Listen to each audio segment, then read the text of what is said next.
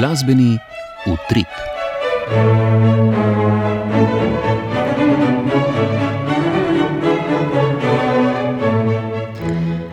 Lepo pozdravljeni, spoštovani poslušalke in poslušalci.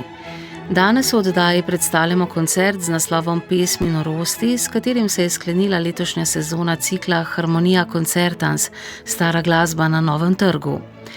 V Ljubljani smo spremljali festival Forum nove glasbe, v Novi Gorici pa 10. mednarodno tekmovanje klasičnega saksofona Sax Go 25.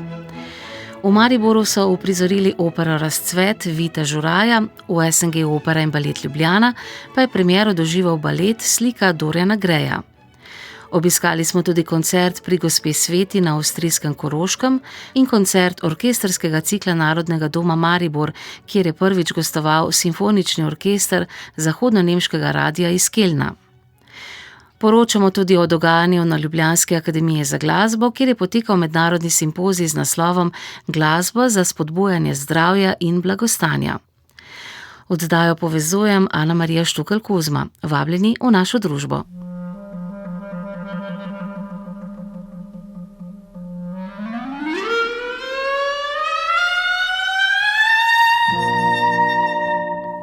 V fokusu. Na začetku prejšnjega tedna se je z dvojnim koncertom z naslovom Pesmi norosti sklenila letošnja sezona cikla Harmonija Concertans, stara glasba na Novem trgu.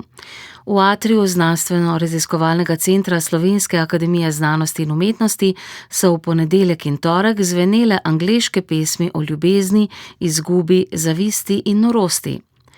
Koncerta sta dopolnila spremljevalna dogodka. Projekcija filma Mara Sad v Kinodvoru ob stoletnici rojstva Petra Brooka in pogovor z Domnom Marinčičem in filozofom Mladenom Dolarjem o široki temi Pesmi norosti pred drugim koncertom. Na prvem ponedeljkovem koncertu sta nastopila basist Lisando Abadi in Monika Pustilnik z arhilutnjo, na drugem pa ansambel Musica Cubicularis s slovensko-poljsko sopranistko Heleno Bregar. Na torkovem koncertu je bil tudi Mihael Kozjek.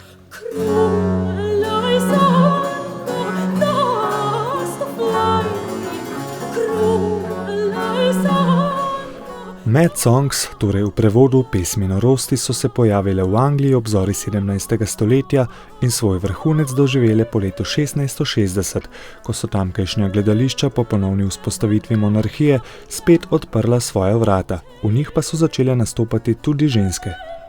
Pesmi norosti so pogosto pripisovali blaznim likom. Pevke in igralke so na odru upodabljale blaznost zaradi neuslišane ljubezni, zavisti, izgube ali norosti.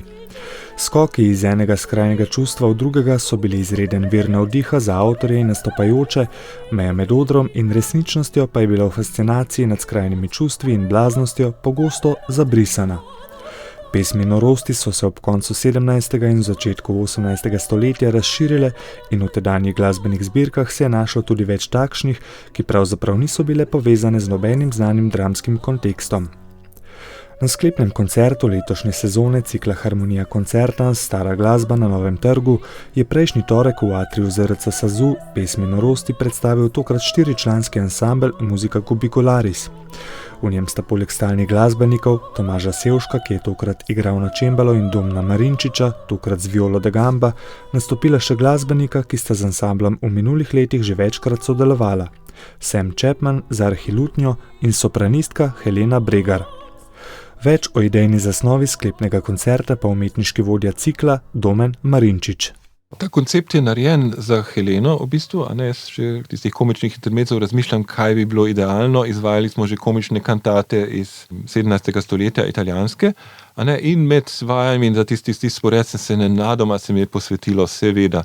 Iz Anglije imamo tako imenovane Mad Songs, kjer je lik, a ne, ki nastopa, je nor. Tako kot pri Shakespeareu recimo veliko tega, ne, je Hamlet, pa Ophelija, pa pol kralj Lear, Macbeth in tako naprej, ne. Vsi so nekoliko blazni. Sicer pa so to pesmi, ki so zelo hvaležne tako za skladatelje, kot za tiste, ki so napisali besedilo, kot seveda za izvajalce, ker imamo tukaj veliko različnih čustev, nenadne spremembe razpoloženja, skrajna čustva, ne, iz enega čustva v drugo, ne, in to je zelo na odru, seveda zelo efektno. To so tisti momenti, ki so nekoliko občutljivi, nekateri na nje dobro reagiramo, drugi ne.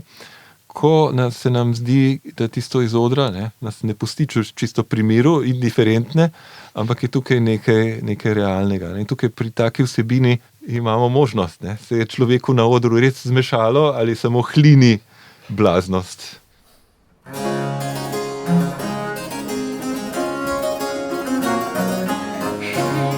Give me wings, give me wings, give me wings and let me fly. That I may mount, that I may... Spored drugega koncerta Pesmi norosti je bil zasnovan nad vse premišljeno. Zdi se, da je težišče sporeda predstavljala nekoliko obsežnejša arija Henryja Purcella z naslovom Tell me some pitying angel. Dopolnile so jo še 3 druge skladateljeve arije ter arije Johna Blowa, Johna Ecclesa in Daniela Purcella, mlajšega brata slavnejšega Henryja. Virtuozne arije, zaznamovane s številnimi koloraturami ter pogostimi nenavadnimi intervalnimi oziroma melodičnimi postopi, modulacijami in sunkovitimi spremembami značajev, so smiselno dopolnjevale krajše instrumentalne točke, medigre. Učinkovali so kot prostor za umiritev, celo razmislek, preden nas je v Pesmi norosti vsakič znova uvedla karizmatična Helena Bregar. Za celovitost in dostopnost koncertnega sporeda so poskrbeli tudi nadnapisi z besedilnimi prevodi, ki jih je pripravil Domen Marinčič.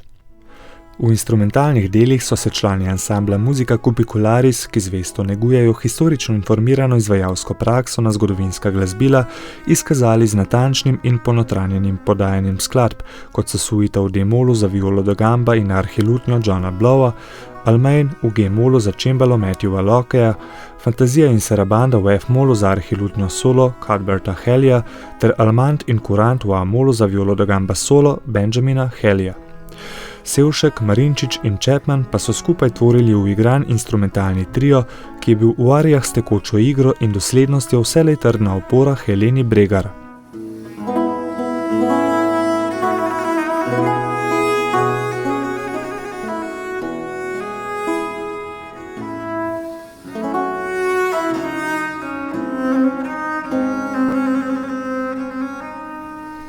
Slovensko-poljska sopranistka je navdušila že na uvodnem koncertu letošnje sezone cikla Harmonija Concertans. Tedaj smo zapisali, da svoj glas z izjemo nekoliko šibkejših najnižjih tonov nizkega registra obvladuje v polnosti. Odlikujejo jo svilnato mehak in tonančno izčiščen, v višjih legah izrazito svetov in prožen glas, katerega barvo pretanjeno prilagaja pomenu besedil. Enako velja tudi za njen zadnji nastop prejšnji torek, ko je bila postavljena pred morda še zahtevnejšo nalogo.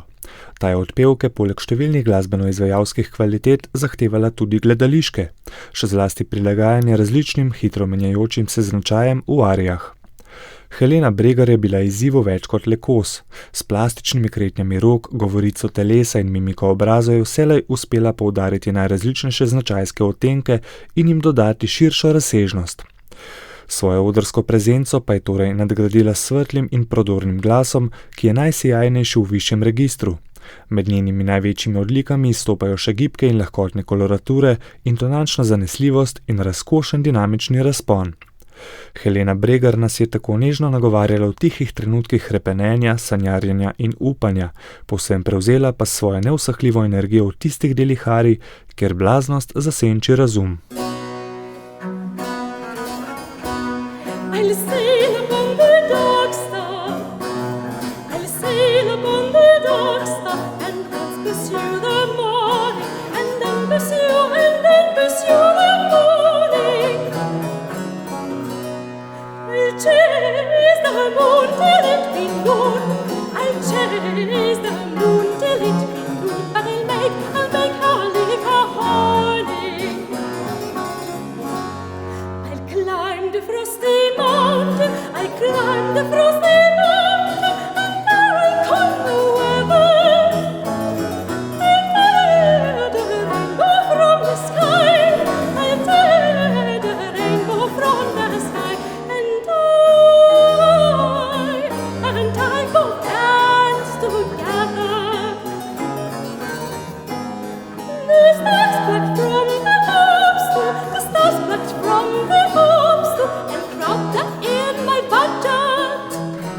V novembru se je 2 tedna odvijal festival Forum nove glasbe, ki letos obeležuje 6. zaporedno leto delovanja. Koncerti so potekali od 11. do 26. novembra v Slovenski filharmoniji, klubu Cankarjevega doma, Stari elektrarni, Akademiji za glasbo v Ljubljani in dvornem baru Toast. V ospredju festivala je bil ameriški skladatelj in filozof John Cage, ki je svojo odprtostjo in eksperimentalnostjo močno pretresel glasbeno in filozofsko miselnost 20. stoletja.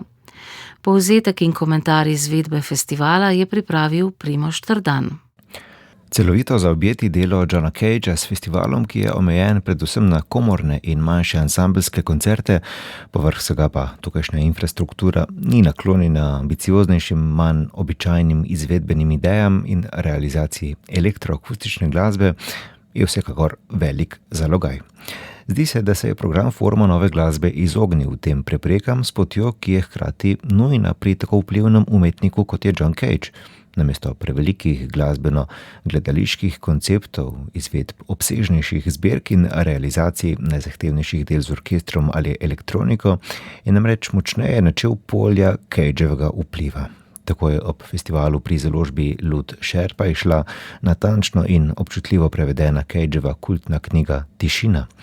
Slišali smo vrsto del neformalnega newyorškega kroga eksperimentalnih skladateljev in do določene mere Cageovih somišljenikov.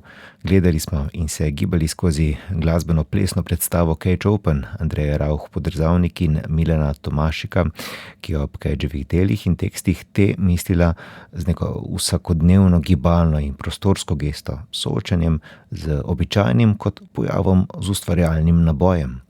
Gledali in poslušali smo tudi koncertno predstavo z naslovom Eksperimentirajmo, v katerem je idejna vodja, violistka in muzikologinja Simone Heiligendorf z izjemnimi mladimi domačimi izvajalci spretno krmarila med Cageovo zapuščino v nehierarhični formi happeninga in avtorsko že skoraj osamosvojenim, akademskih spon osvobojenim izvajanjem nedoločenih del. Avtorica se je nekajkrat s projekcijami zgodovinskih podob zataknila le v pretirano poveličevanje Cagea, ki je sicer gojil afiniteto do anarhistične misli, povezovati ga z gibanji za državljanske pravice pa je seveda neokusno romantiziranje njegovega lika in dela.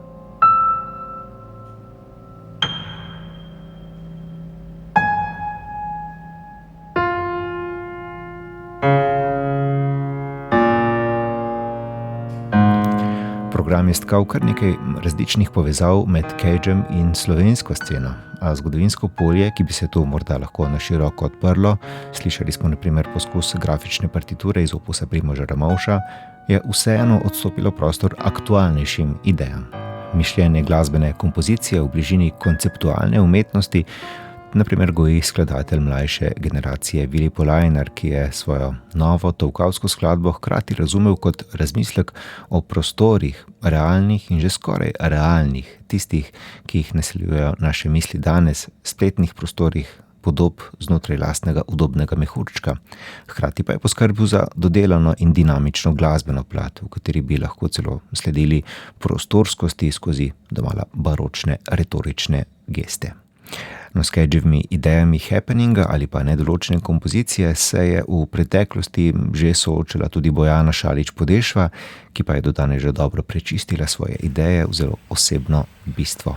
Njeno novo delo s naslovom Kri je voda z okusom, ki ga poslušamo v ozadju, je k udeležbi povabilo občinstvo. Na telefonih smo lahko predvajali vsak drugačen kanal elektroakustičnega parta, ki je temeljil na šumu vode, kar je perfektna izbira, ki s predvajanjem na slabem zvočniku kvalitete materiala ne vzame prav veliko, odpira pa učinkovito izkušanje potopljenosti v zvočnost. No, ta ideja seveda ne bi bila več kot zanimivo izhodišče, a Bojana Šalič-Podešva je noviteto resno dodelala tudi z instrumentalno pisavo in zvensko prefinjeno godalno igro. Zato bi skladbo še želeli slišati.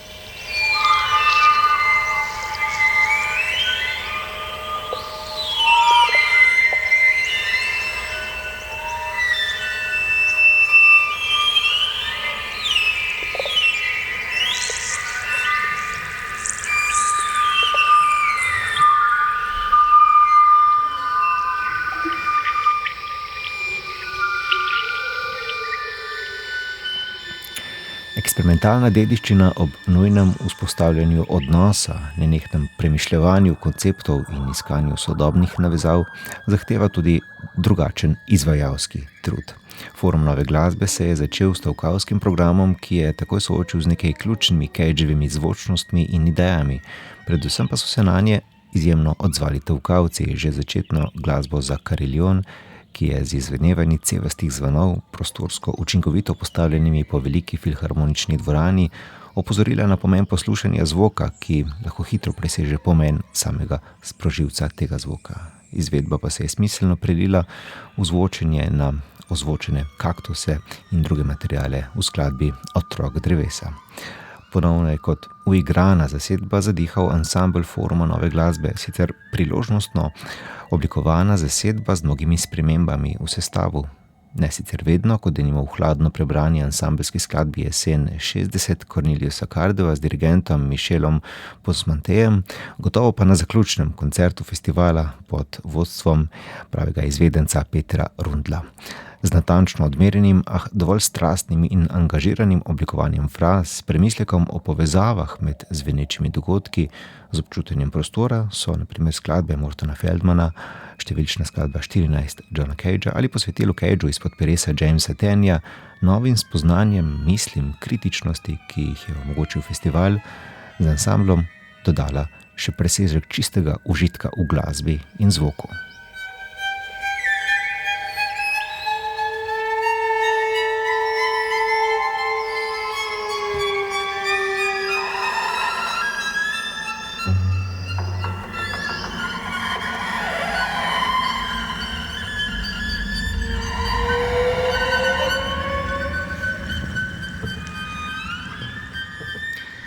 V nadaljevanju bomo slišali še pogovor s skladateljico in profesorico dr. Lariso Vrhunc, soorganizatorico festivala Forum Nove glasbe, s katero se je muzikolog Jure Juvan poglobil v odmev letošnjega festivala, v zgodovino njegovega delovanja, v financiranje, pričakovanja in prihodnje edicije.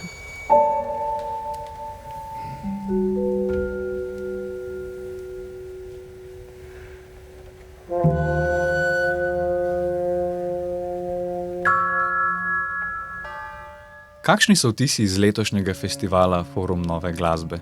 Letos smo kot temo festivala izbrali Johna Cagea, za katerega marsikdo misli, da je že preteklost, marsikdo misli, da ga pozna, ampak izkazalo se je, da ker je bilo Cageove glasbe zelo malo izvedene v Sloveniji, je bilo to zelo potrebno narediti. In odzivi so bili tudi zelo dobri. Zanimivo je bilo tudi to, da je bila publika drugačna kot sicer. Veliko več je bilo intelektualcev z različnih drugih področji, tudi iz drugih vej umetnosti, recimo plesalci, slikarji in podobno. Ker, kot smo spoznali na predavanjih, ki smo jih organizirali v Cankarjevem domu, se je Cage dotaknil tudi drugih umetnosti, kar se je potem tudi na obisku poznalo. Vsekakor so bili koncerti odlično obiskani, celo predkoncertni pogovori so bili bolje obiskani kot sicer, tako da upamo, da bo kaj te publike ostalo tudi v prihodnjih edicijah. Naslov festivala je John Cage odprta kletka. Od kod izvira ideja za to vrsten naslov? Torej, Cage kot kletka, to je očitno. Odprt pa zato, ker je treba odprti zvočni prostor, kar je bila njegova nekako maksima oziroma ideja. Ali morda tema festivala sovpada tudi s sočasnim prevodom Cageove knjige Tišina v slovenščino? Kolikor mi je znano, je do tega prevoda prišlo prav zato, ker smo si zadali postaviti ta festival. In potem je profesor Pompe sprožil to idejo, da bi se ta tekst prevedel. In mislim, da je bilo tudi kar precej zanimanja za to knjigo, pa tudi potem je bila predstavljena na dokaj zanimiv in inovativen način v obliki improvizacijskega koncerta. Kako pa gledate na delovanje festivala od njegovega nastanka? Ali ste dosegli, kar ste pričakovali? In kakšni so načrti za prihodnost festivala? Ja, če se najprej pri načrtih ustavim, te so odvisni od financiranja, ker se pravkar prijavljamo na 4-letni razpis na Ministrstvo za kulturo, ki predstavlja velik del našega financiranja, tako Tako da, če dobimo sredstva, že imamo načrte. Želimo nekako nadaljevati kombinacijo zapolnjevanja recepcijskih vrzeli in predstavljanja nove slovenske in svetovne glasbene produkcije in na vse možne načine nekako vzgajanja, ozaveščanja publike, to je naša glavna motivacija.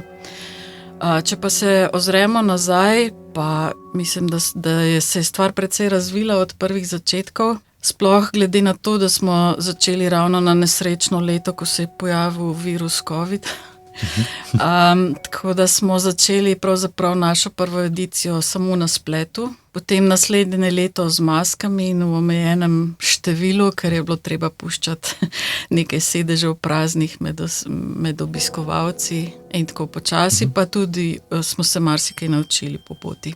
Kakšen program oziroma tematike pa se vam zdijo najrelevantnejši za slovensko publiko in kako vidite prihodnost festivala Foruma nove glasbe? Relevantnost. Torej, slovenski prostor je nekoliko specifičen, če ga primerjamo z recimo zahodnoevropskim prostorom, ker nekako kulturno nismo vedno sledili temu, kar se je v zahodni Evropi dogajalo ali pa sploh v tem zahodnem prostoru, zaradi različnih socioloških stvari.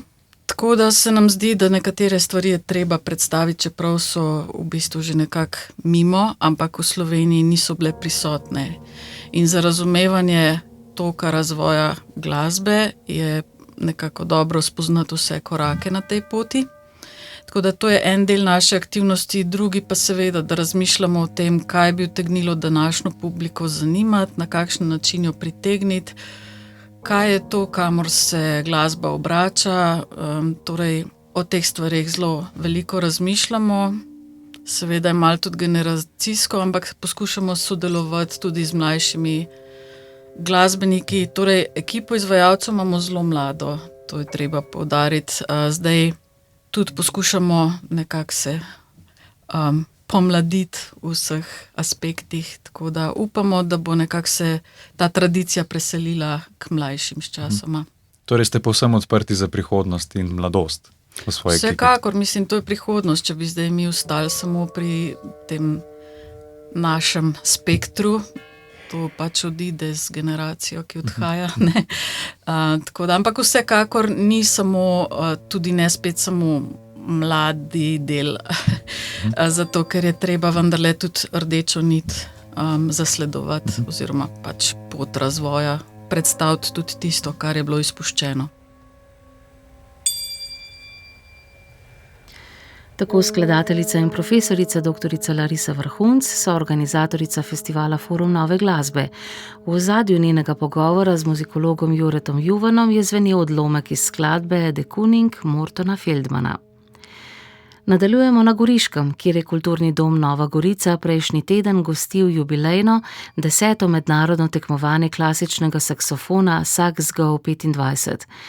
V petek zvečer so 4 finalisti igrali svoj program ob godalih Simfoničnega orkestra RTV Slovenija z dirigentom Davorinom Morjem. Zmagovalec tekmovanja je Javier Janeiro Sanchez iz Španije. Slovenski tekmovalec z najvišjim številom točk pa je Vid Verdinek. Tekmovanje sta spremljala Simona Moličnik in Tone Jurca.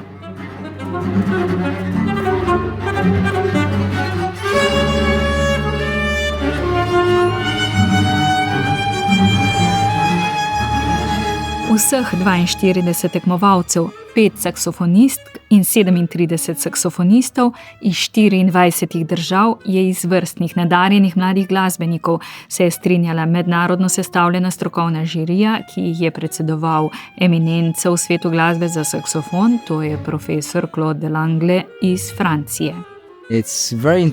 Zelo zanimivo situacijo sem zaznal zjutraj. Nekateri tekmovalci igrajo bolje, veliko bolje obvezno skladbo kot ostali programi.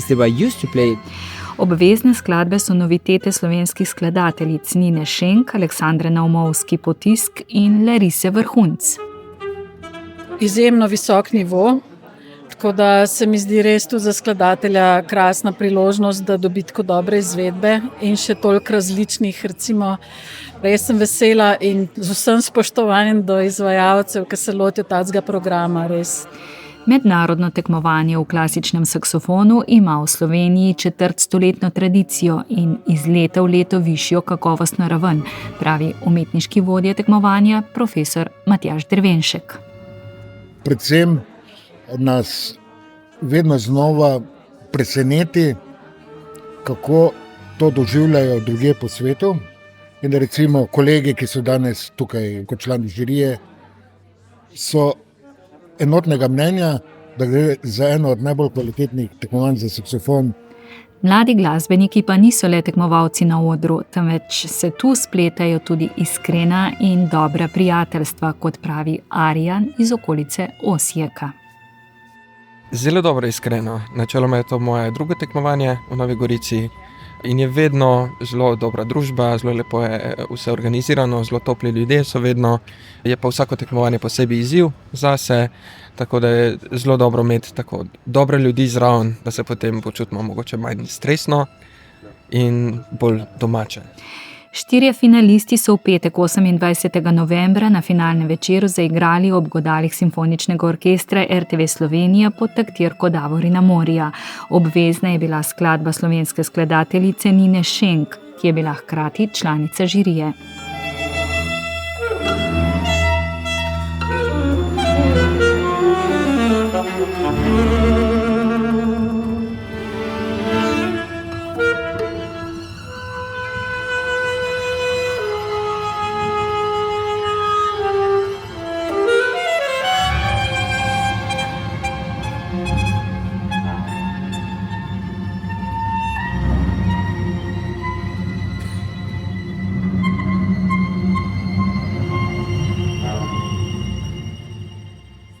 Skladba je v bistvu narejena kot solistična zgodba solo saksofona, ki se potem preliva v orkester in orkester bolj kot ne samo barva in pričara okolje, v glavnem ospredju je pa saksofonist. Je pa drugače skladba nastala kot neke vrste dodatna skladba po eni moji že obstoječi skladbi za saksofon in ansambel, ki se je potem razvila zdaj v to novo celoto.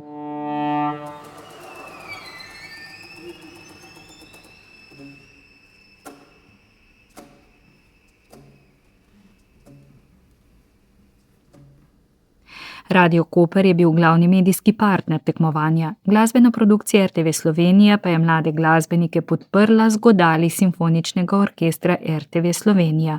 Vodja glasbene produkcije Maja Kojc.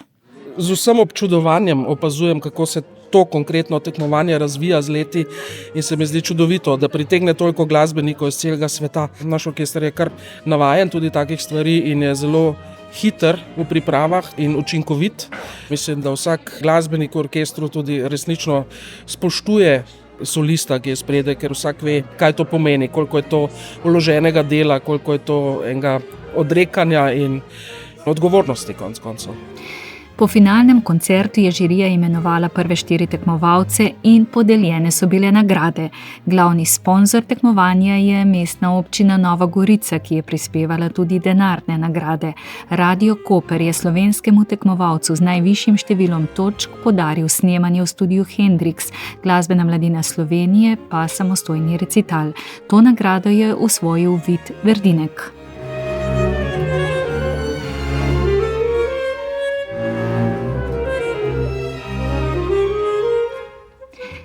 Na 4. mestu tekmovanja Saxgo 25 je Manuel Mondeja Ramat iz Španije. 3. mesto je zasedel Danilo Doubiš iz Ukrajine. 2. mesto je osvojil Koji Hamamoto iz Japonske. Zmagovalec tekmovanja Saxgo 25 pa je Javier Janeiro Sanchez iz Španije.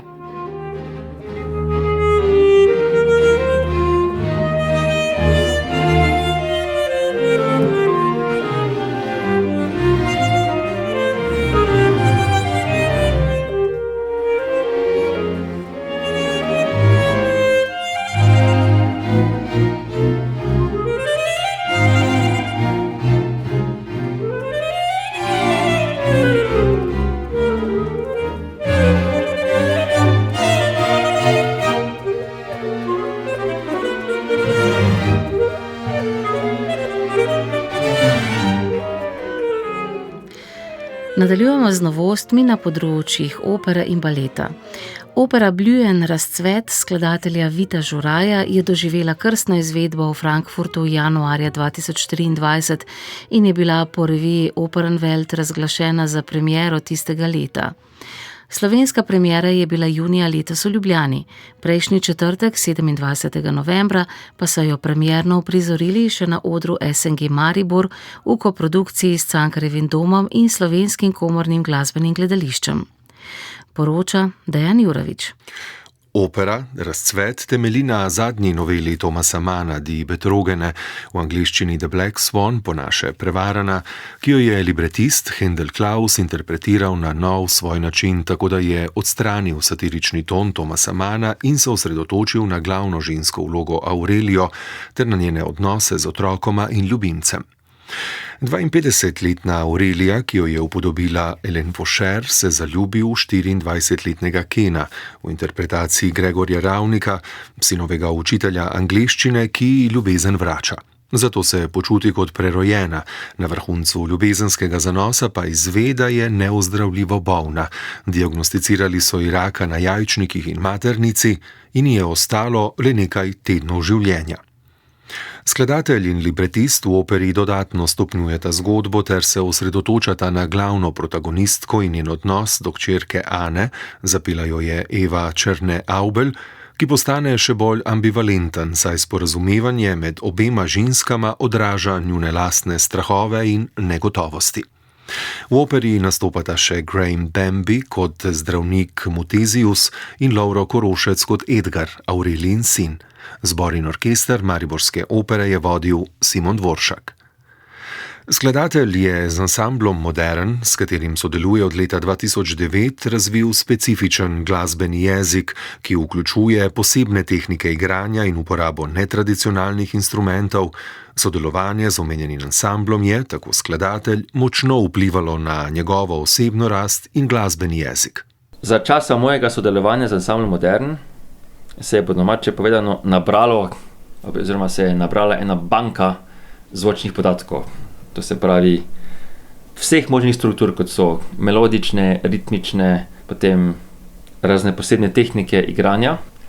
In skozi te izkušnje sem oblikoval tematski material, skoraj bi lahko rekli tudi leitmotiv, material za posamezne figure v operi in pa za posamezne občutke. Aurelija je zame zelo melanholična oseba, ki je zagledana v preteklost, tudi seveda samo vase. In ko se ljubezen do Kena pojavi, sem vključil saksofon. V kombinaciji z vibrafonom in s temi različnimi vibrati nastane ena vrste iluzija preteklosti. Velik kontrast temu je Ana. Ni romantična, ni melanholična. Ana je realist in Ana je zagrenjena. Zato sem poskušal Ano definirati s čim bolj suhimi zvoki. In njen instrument je klavir. Edgar, njen brat, ni zagrenjen, ampak je potlačil veliko čustev. In za Edgarja ni čisto jasno, kako je orientiran, predpostavlja se, da mu je Ken tudi zelo všeč. In sem se odločil, da njegovo ime Edgar črke pretopim v morse abecedo in ritmično strukturo dam v tokala, natančneje v bongose. Zraven pa še akordeon. Ken je pa Američan in sem ga naprej želel karakterizirati z banjom, potem sem se premislil in sem tudi zaradi praktičnosti uporabe se odločil za kitaro, ki je pa malenkost razglašena. In pa zraven še harfa, ki je tudi drugače uglašena. Sam doktor Mutezius je prinašalec usode in njegov instrument je nizki rog. Tako skladatelj Vito Žuraj razloži uporabo instrumentov pri karakterizaciji oseb v operi Razcvet, ki je nastala prav z mislijo na ansambel Modern in njegove zmožnosti igranja. Glasba gradi intenziven lok čustev z različnimi tempi, tonskimi vešinami in barvami v orkestru, na drugi strani pa zbor v operi ni klasičen, ampak deluje kot instrumentalni zvok brez besedila, kar prispeva psihološki napetosti. Žuraj poudarja, da je slovenska izvedba z domačimi glasbeniki uspela zaradi njihove predanosti in natančnosti. Predstavo je režirala Eva Hribernik, scenograf je bil Jaro Ješe, kostumografinja Anjana Pavlič-Polšak, oblikovalec svetlobe Saša Bekafigo in koreografinja Kleopatra Puriča.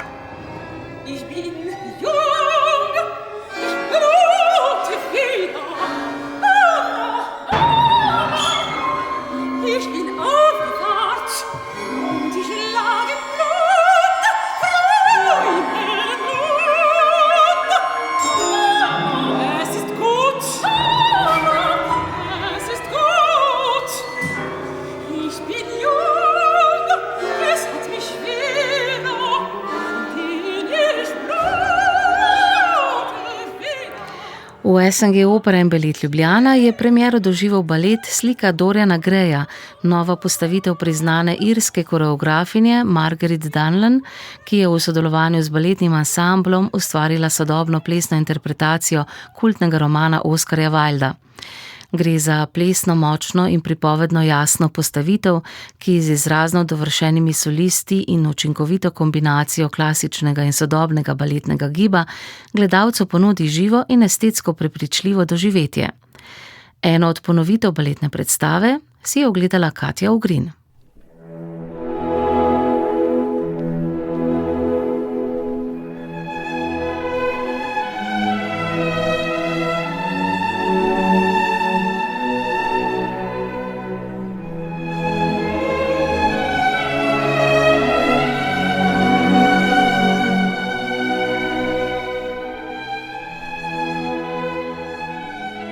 Balet Slika Doriana Greya ponuja izčiščeno, sodobno in izrazno zelo premišljeno interpretacijo Wildove zgodbe o lepoti, minljivosti in samouničenju.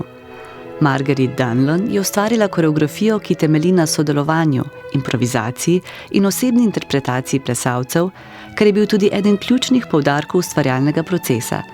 Kot pravi, je želela pripraviti prostor, v katerem plesalci ne le plešajo, temveč tudi soustvarjajo, raziskujejo in s tem postanejo del same dramaturgije predstave. Ustvarjanje z ljubljanskimi baletniki je takole opisala.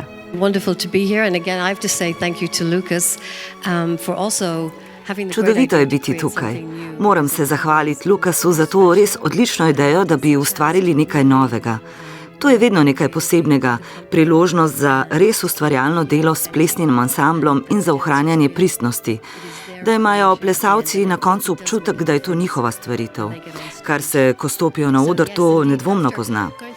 Ko sva z Lukasom preigravala ideje o tem, kaj novega bi lahko ustvarili, sva se na koncu odločila za Doriana Greya. Sem Irka in vedno sem si želela ustvariti nekaj po Oskarju Wildu.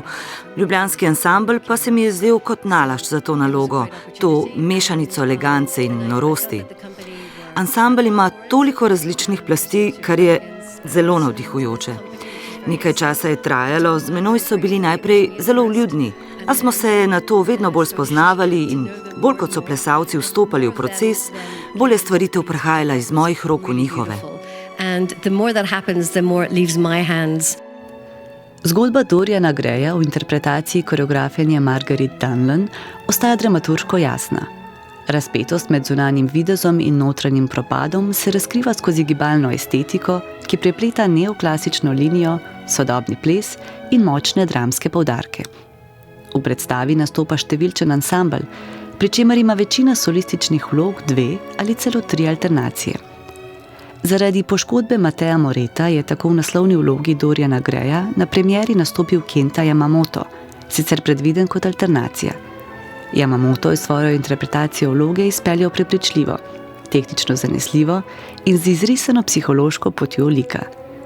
V vlogi Oskarja Wilda je bil izvrsten Lukas Bareman, ki nastopa kot srhljivo privlačen lutkar, stvarnik likov v svoji zgodbi. Njegova tehnično dovršena in izrazno poglobljena interpretacija postane ena ključnih osi predstave.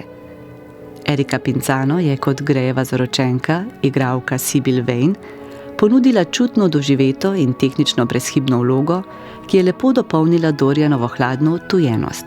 Baletni ansambel kot družba deluje nekoliko hektično, kot odrski odsev čustev glavnih likov pa zelo učinkovito dopolnjuje gibalno naracijo solistov. Slikarja, ki je ustvaril Dorianov usodni portret, ki se stara namesto njega, je odlično upodobil Aleksander Korjakovski. Pomembne odrske kontraste pa so ustvarili še Hugo Mbenk in Ana Klašnja kot Lord in Lady Henry Wotton ter Sorina Dimaš in Filip Jurič v vlogah Sibiline družine. Poseben pečat predstavi daje tudi elektronska glasba, ki vnaša ostro, sodobno zvočno plast in jo povezuje s klasičnimi deli, ki jih izvaja orkester pod vodstvom dirigenta Ayrtona Dezimplera.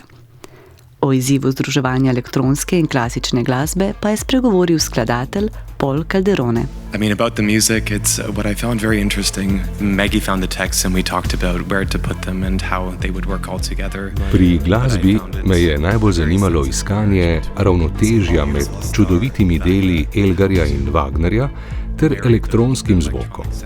Maggie je našla besedila, skupaj sva izbirala, kam jih vključiti.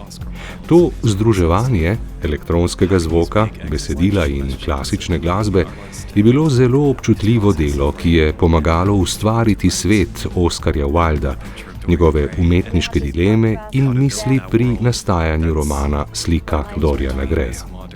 Govor sem moral posneti sam, zato je bilo še posebej zanimivo vstopiti v njegov miselni svet. So I very much enjoyed getting into Oscar Wilde's mind. Elektronska glasba Paula Calderona je izvrstno vključena v celoto. Skladatelj pa je tudi sam posnel glas, ki deluje kot miselni tok Oskarja Wilda. Zelo učinkovit zvočni dodatek, ki povezuje gibalne prizore. Scenografijo predstave je koreografinja Margaret Dunlan zasnovala skupaj z vodjo tehnične službe SNG Opera in Balet Ljubljana, Mislavom Kuzmaničem. Ta svojo večfunkcijsko zasnovo odpira svet literarne predloge, kot velika knjiga, ki se obrača in razpira v različne prizore, od slikarjevega ateljeja do viktorijanskega salona. Kostumi Silke Fischer zadržijo pridih viktorijanske elegance, a ostajajo dovolj sodobni, da podprejo estetiko gibalnega jezika. S kombinacijo izrazno močnih solistov, premišljene dramaturgije, sugestivne glasbe in kolektivno oblikovane koreografije, balet Slika Doriana Greya gledalcu ponudi poglobljeno in estetsko zaokroženo odrsko izkušnjo, ki slovito zgodbo Oskarja Wilda prevede v sodoben, mračen in večplasten gibalni svet.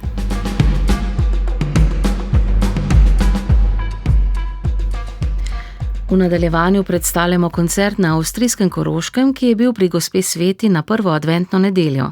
Koncert adventnih kantat Johana Sebastiana Bacha in Dietricha Buxtehudeja je obiskala glasbena urednica Polona Gantar.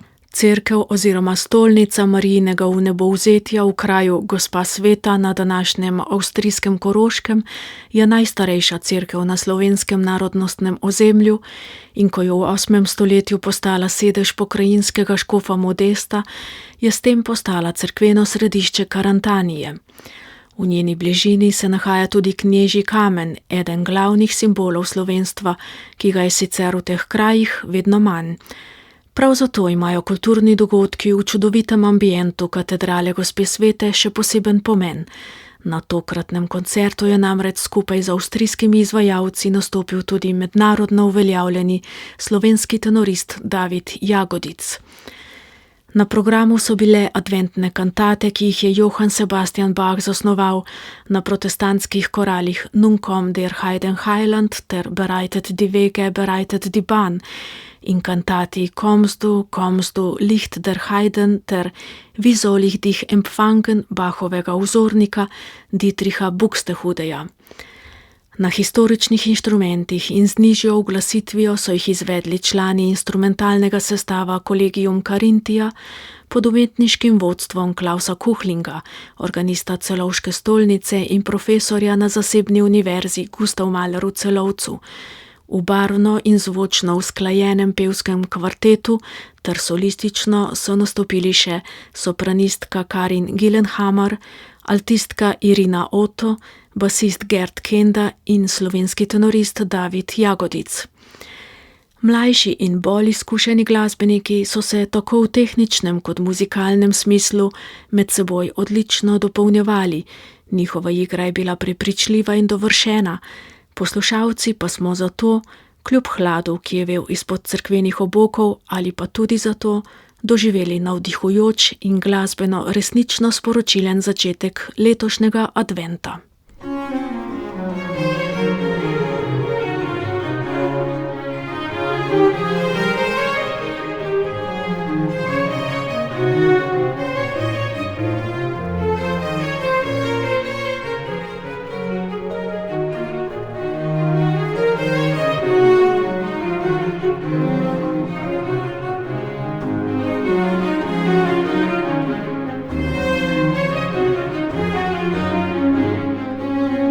Komm, Jesu, komm zu deiner Kirche, komm, Jesu, komm zu deiner Kirche und gib ein selig neues Jahr. Komm, komm, komm zu deiner Kirche, komm, Jesu, komm, komm, Jesu, komm zu deiner Kirche, komm, komm, komm und gib ein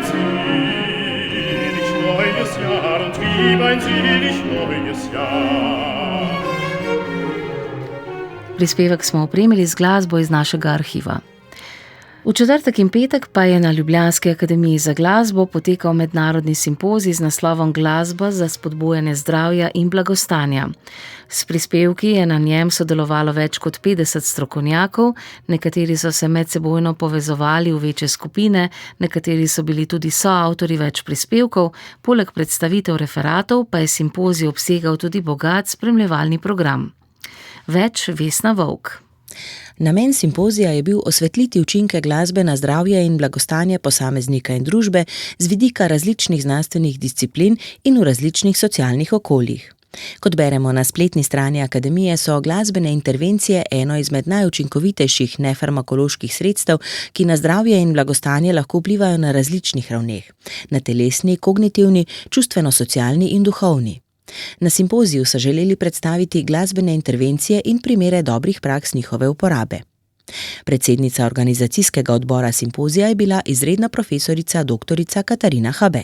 Na Akademiji za glasbo že eno leto zdaj poteka zagonski raziskovalni program Univerze v Ljubljani z naslovom Glasba kot inkluzivno sredstvo za spodbujanje zdravja in blagostanja pri ranljivih skupinah, in tako je nastala tudi ideja, da bi letošnji simpozij zapeljali v to smer. Moram reči, da so se stvari same postavljale zato, ker mi že kar nekaj let nagovarjamo tematiko inkluzije s pomočjo glasbe. In ta simpozij je samo nadaljevanje našega že večletnega dela, to vrstnega. Namen pa je, da različne stroke, različne znanstvene discipline in umetnostne discipline ter prakso povežemo v skupni nameri, kako delati ta svet boljši s pomočjo glasbe. Tako da se tukaj prepletamo seveda psihologija glasbe, glasbena pedagogika, muzikologija, medicina, potem kognitivna znanost, psihoterapija in še bi lahko naštevala, vsi z istim namenom, kako osvetliti to osnovni namen, kako z glasbo lahko vplivamo na zdravje in blagostanje. Simpozij je torej predstavljal preplet uporabnih spoznanj o učinkih glasbe z mnogih različnih področij. Ključna govornica je bila v petek doktorica medicine Eva Bojner-Horvic, ki je profesorica za glasbo in zdravje na Kraljevi glasbeni akademiji v Stockholmu. Specializirana je za psihosomatsko medicino, socialno medicino in ustvarjalne umetnosti ter je soustanoviteljica Centra za socialno trajnost na Karolinskem inštitutu. Naslov njenega prispevka je Krepitev celostnega zdravja in družbene trajnosti z glasbenimi in kulturnimi dejavnostmi.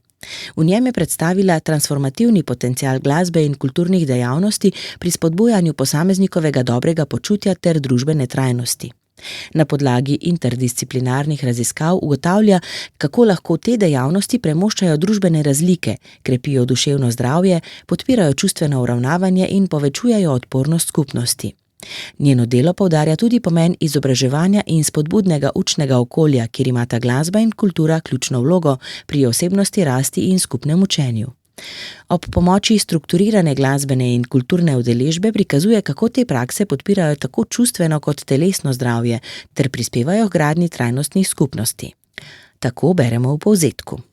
Eva Bojner-Horvic je nastopila v petek, v četrtek pa sta bila ključna govorca Špela Loti-Knol, direktorica Inštituta Knol za glasbeno terapijo in supervizijo, ter dr. Marko Pokorn z pediatrične klinike. Muzika Sanat, glasba zdravi, pa je bil naslov njunega prispevka. Pediatrična klinika Univerzitetnega kliničnega centra v Ljubljani je osrednja bolnišnica za otroke v Sloveniji, kjer se zdravijo v bistvu najhuje bolni otroci iz vse države. In nekako želimo postati in tudi ostati neka hiša dobrega počutja, ki poleg vrhunske medicine ponuja tudi eno okolje, kjer je doma umetnost, da se v bistvu na nek način tako skozi neke tudi umetniške intervencije spodbuja blagostanje in izboljšuje zdravje otrok. Zmanjšuje se konec koncev tudi bolečina, tesnoba, strah. Prisostvovati v bistvu enemu takemu kratkemu nastopu študentov Akademije za glasbo je v bistvu en zelo, na nek način en poseben občutek. Namreč ti bolni otroci, ki jih nekateri so redni gostje v naši hiši, v enem takem glasbenem nastopu se dejansko otrok prične čisto drugače odzivati, je nasmejan, dobro razpoložen in to seveda to dobro razpoloženje otroka se prenese tudi na starša.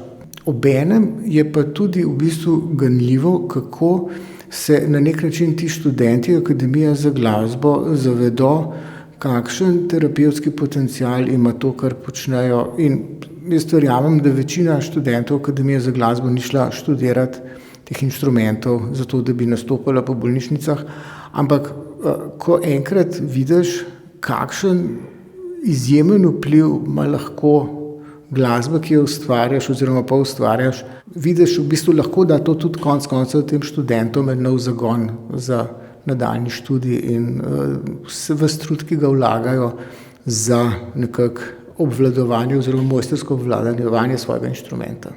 Ja, torej, na tem mednarodnem znanstvenem simpoziju sva s kolegom dr. Markom Pokornom pokrila področje glasbene terapije, predvsem bolj specifično usmerjeno v področje pediatrije. Jaz sem osebno predstavila tudi neko glavno definicijo stroke glasbene terapije, ki v Sloveniji se dejansko postavlja zdaj zadnjih 20 let, kar konkretno, s tem, da se povečuje skozi izobraževanje na Inštitutu Knol število kvalificiranih terapevtov in s tem tudi omogočamo izvedbo glasbene terapije v določenih institucijah in okoljih. Spoznavamo, da so učinki na otroke in starše zelo pozitivni, ampak predvsem v nekih določenih smereh. Glasba včasih pomirja stanja, ki so za njih zelo zahtevna, zmanjšuje tudi občutek bolečine in stresa, s katerim se soočajo včasih starši celo bolj kot otroci. Načeloma dobivamo pozitivne povratne informacije in glasbo uporabljamo zelo prilagojeno njihovim potrebam, od tega, kako igramo, s kom igramo in seveda zakaj igramo. Poleg referatov so letošnji simpozij obogatili tudi okrogla miza, seveda z naslovom Glasba, zdravje in blagostanje. Koncert Mir trobilnega ansambla Akademije ter 4 izkustvene delavnice. Meditativno-sprostitvena delavnica Zvočna meditacija doktorice Ilonke Pucihar, glasbeno-terapevtsko uravnavanje posameznika in skupine z elementi narave v izvedbi Inštituta Knol, vokalno-gibalna improvizacija kot kolektivni prostor dobrobiti, ki jo je vodil Jaka Škapin, ter delavnica Voda, ki so jo izvedli Simon Klavžar, Matej Bonin in Katarina Kukovič. Glasba razkriva, da je v človeku vedno prisoten prostor za obnovo, stik in rast. Vedno znova nas opomni, da ima človek v sebi neprecenljivo sposobnost ustvarjati harmonijo v lastnem telesu in psihi, v odnosih in v skupnosti. Je Katarina Habe zapisala za konec letošnjega zbornika prispevkov, za katerega upa, da bo iskra, ki prižge nova vprašanja, nove zamisli in nove poti. Sinoči je bil v dvorani Union v Mariboru drugi koncert orkestrskega cikla Narodnega doma Maribor. Prvič je gostoval simfonični orkester zahodno-nemškega radia iz Kelna. Vodil ga je britanski dirigent Andrew Menzies, solistka pa je bila violinistka Isabel Faust. Koncert z deli Schuberta, Mendelssohna in Schumana je navdušil občinstvo v povsem polni dvorani Union. Za pokušino poslušajmo izjavo dirigenta in violinistke, več podrobnosti o koncertu pa bomo predstavili v prispevku Tjaše Kranc prihodnjo sredo v naši oddaji.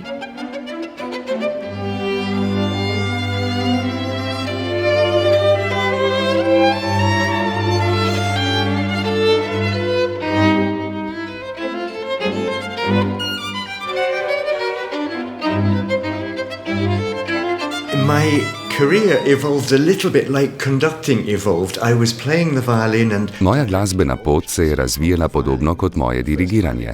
Igral sem violino in vodil orkestre z mesta prve violine. Ko pa glasba postane bolj zapletena, je to veliko težje početi, zato sem odložil violino in začel dirigirati. Sčasoma sem začel vse več dirigirati, igral pa sem vse manj. Za koncertno turnejo sem izbrala violinski koncert v E-molu Felixa Mendelssohna, a sem ga želela z drugačno skladbo posebej osvetliti. Tako sem dodala fantazijo v C-duru Roberta Schumana. Zelo me navdušuje Schumanova glasba, pogosto igram to fantazijo. Rada igram tudi Schumanov violinski koncert.